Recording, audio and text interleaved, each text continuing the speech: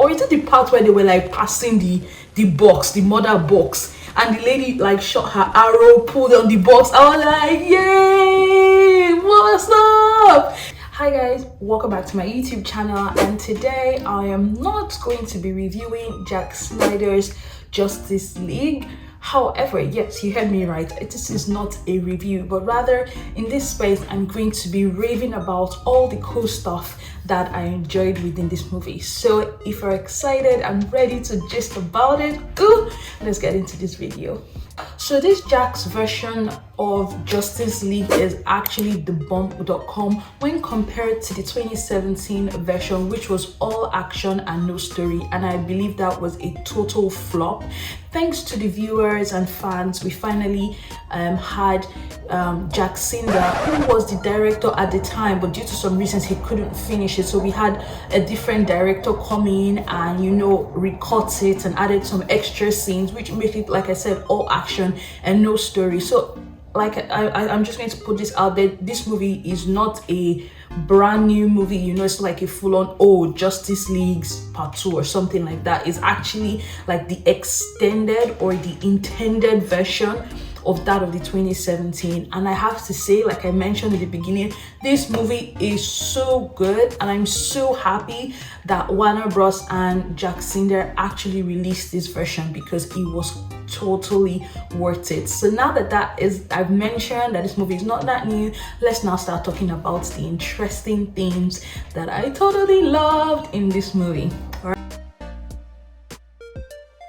The most obvious thing about this Zack's cut of Justice League has got to be the story. Yo, did I mention? I mentioned it already, obviously, that the previous one was all action and no story. In this cut, again, because it was 4 hours long, I wouldn't have expected less. There was good character development as well as story development. It now made sense. Like, I just don't want to watch an action movie just for the action. Like, the action needs to be accompanied by a reasonable story. Like, I need to know why the bad guy is the bad guy and the good guys are the good guys. Like, I just don't want a bunch of superheroes to just unite and be like, oh, we're Justice League.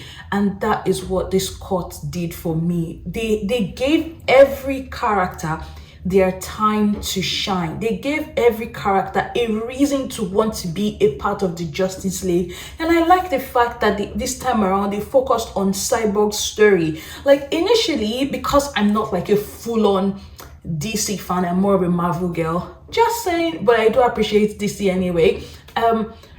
It was good to see them take their time telling us the backstory of Cyborg, as well as the Amazonian people, the people from Atlantis. It wasn't just Batman, you know, going around getting everybody and saying, oh, we're the Justice League. I liked the way they took their time, and like I mentioned, it was 4 hours long, people. So for me, they used the time wisely. They used the time wisely to make us understand what was at stake for each of these characters, why they needed to, you know, make sure that these boxes were never united. So for that alone, if that's the only thing they did right in this movie, of which there were so many other good things, I have to give them an A+.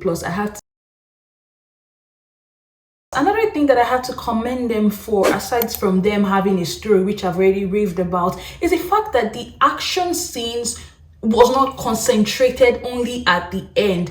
They had a number of those fights and very, you know, build-up moments spread out throughout the movie. We saw it in the beginning with the Amazonian woman. By the way, that scene was the best. It was everything.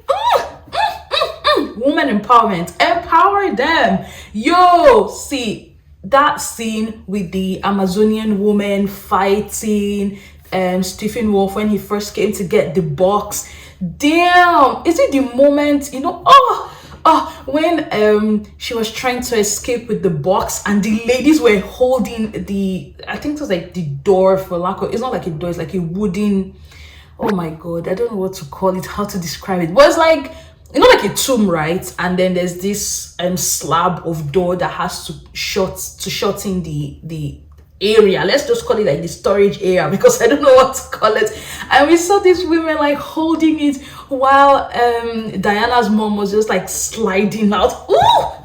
It was amazing. Or is it the part where they were like passing the box, the mother box, and the lady like shot her arrow, pulled on the box? I was like, yay, what's up? It was so cool. And that was only at the beginning.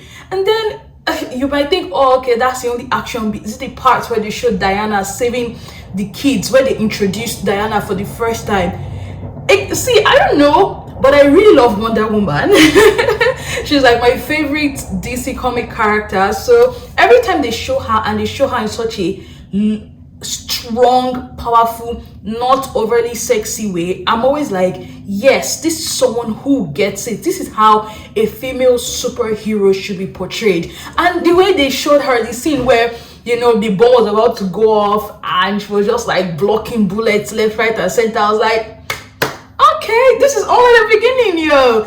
And they kept spreading it out. They didn't just jump from there and immediately we see the guy trying to take the mother box from the people from Atlantis. They spread it out, gave us a little bit of story, allowed us cool down a bit, and then they moved on to another fight scene, which was also a scene with Aquaman, and again Stephen Wolf, brilliant. And it wasn't just Aquaman showing up in the scene. We had like a pre-fight with the other lady. Oh god, I don't know what she's called, but she's like an Atlantean. Yeah, and before, you know, Aquaman showed up and tried to save the day, even though he did get beat. I found the jokes, the humor in it a little bit toned down and not forced. Now, typically when I see a DC comic or a DC movie, I don't expect a lot of jokes. I would expect that from a Marvel movie, because that's kind of like their thing. They play on jokes and add in a little bit of humor. And I saw that in the previous one and it felt forced. This time around, it felt natural. It felt really good. It wasn't too much. It was just the right amount of humor. I liked the jokes. There was one in particular that I particularly enjoyed, you know, where Flash was talking to Batman about asking him what was his superpower. When he said being rich, I was like, yo, I swear down, being rich is actually a superpower. That actually made me laugh. And there were a lot of those little moments here and there, and I was just like, finally a director that has a vision, that understands how this should go. It is an action movie, not a comedy, so don't be putting dead jokes in there. They didn't make this movie all about Batman, Superman. The underdogs, Cyborg and Flash, were actually the heroes of the day. We see that they were the ones that actually initiated some of the main ideas for how to save the world. It was very, very nice. You know, when you think of Justice League, you obviously know that the head of the clan is Superman, and then Batman, Wonder Woman. You get, before you think of Cyborg and Flash. But in this case, I really liked how, you know, they had more screen time. They had more time. They actually allowed for them to be the heroes of the day, you know. And I really like that they didn't downplay their unique skills. It was very refreshing to watch. And minus that, not only did they shine the light on Cyborg and Flash, obviously being the ones to actually save the day, they didn't downplay Wonder Woman. Neither did they do the same for Aquaman and Batman. I like that they gave each of these characters their moments to shine in the final scene. I mean, the final part, essentially, where most of the action took place. It was so cool to see Aquaman and Wonder Woman tackle Stephen Wolf together. That scene was like, I was like, oh my god, like the action. Even Batman as well. It made sense. Batman does not have any superpower apart from being rich, so it would have been crazy for me to see him trying to fight or punch and do all of those things. I just like the fact that they showed him use his expensive gadgets. You know, there was this scene where he was even like driving backwards and like shoots. I was like, they allowed every character to contribute to that saving of the world. I saw the togetherness, but they didn't make it about Superman or Batman. Again, like I mentioned, the underdogs, Cyborg and Flash had their moment to shine. That scene where Superman was brought back to life, I know that they kept that in the previous one, but I just liked seeing it again. That scene was everything. That scene helped us establish the fact that Superman's power is indeed super. It showed us why they needed him in the group, why the five of them couldn't just have gone. They needed that strength, that speed. He's like every one of them's power combined, and they made us see that with that scene where, you know, Flash, you know how Flash is now going super fast, and we catch Superman's eyes seeing him whilst he's holding all three of them, Aquaman, Cyborg and Wonder Woman. He still sees Flash and he's able to weave him. I'm like, again, giving Superman his time to shine and not doing it at the end, you know, not pushing it to that end scene where Superman comes and saves the day. Hello, this movie is called Justice League, not Superman, so he shouldn't be like this focus. And I liked how, you know, he went away, and even when he went away, he took his time, you know, to kind of reconnect, speak to his mom, talk to Lois, just chill, not just flying and, you know, using his super senses to locate them and be like, oh, I can hear Wonder Woman, she is screaming and calling my name, oh, I must go. No, he took his time. He even went, you know, to meet Arthur and asked like, okay, where are they, blah blah blah, and he went there, and before he got there, fight had already started. So for me, that was and can I just say, the Superman, he was hot. He was hot. His body was banging. Damn, boy. See, at some point, I don't know, I feel like it was enhanced. Was it? Because if dude gymmed and his body was looking like that, yo,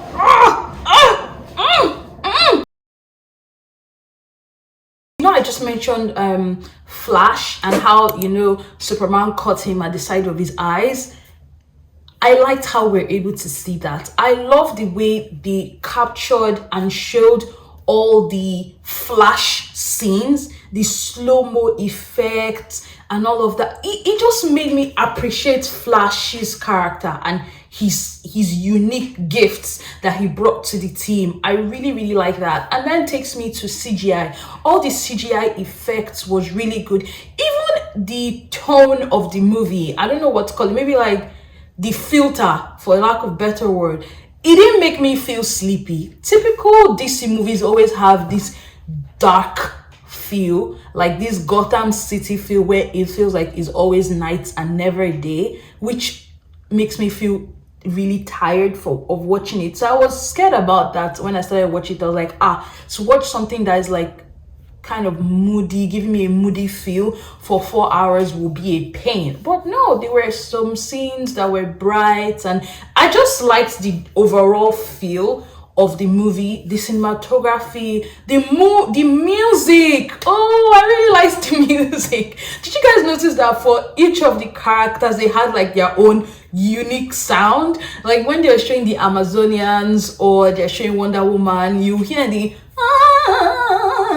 something kind of like Vikings kind of sound, which was cool. I really liked it. I was like, okay, Amazonians, we see you, Wonder Woman. Same thing, Aquaman had like his own sound or music. The movie was richly produced. It was just brilliant. Costumes, apart from the bad guy's costume, which was too shiny. That was the only thing. Like Steppenwolf's armor thingy was a little bit too shiny for me, and it looked almost fake. But aside from that, I think it was still good. Overall, as you guys can tell, like I said, this is not a review. I really enjoyed it. There were so many scenes that I was like, and I was like, oh, It had my feelings where I needed them to be. It was a really, really good movie. I'm glad that Warner Bros. Decided to release this director's cut, because it was, we the fans deserve that. We deserve good movies, and we don't mind if it's 4 hours long, as long as the movie makes sense. So I'm hoping to continue this conversation. Let's keep talking in the comment section below. If there are other things that I didn't mention or things that you loved about this movie, let's keep the conversation going in the comment section below. I don't know if it's necessary for me to still score it, but I won't be scoring it because it's not a review. You already know what I think about it. It is a great movie. If you haven't seen it, definitely check it out. It's 4 hours you would not regret putting into this movie. And guys, remember to share my video, like it, and subscribe. Until my next one, bye.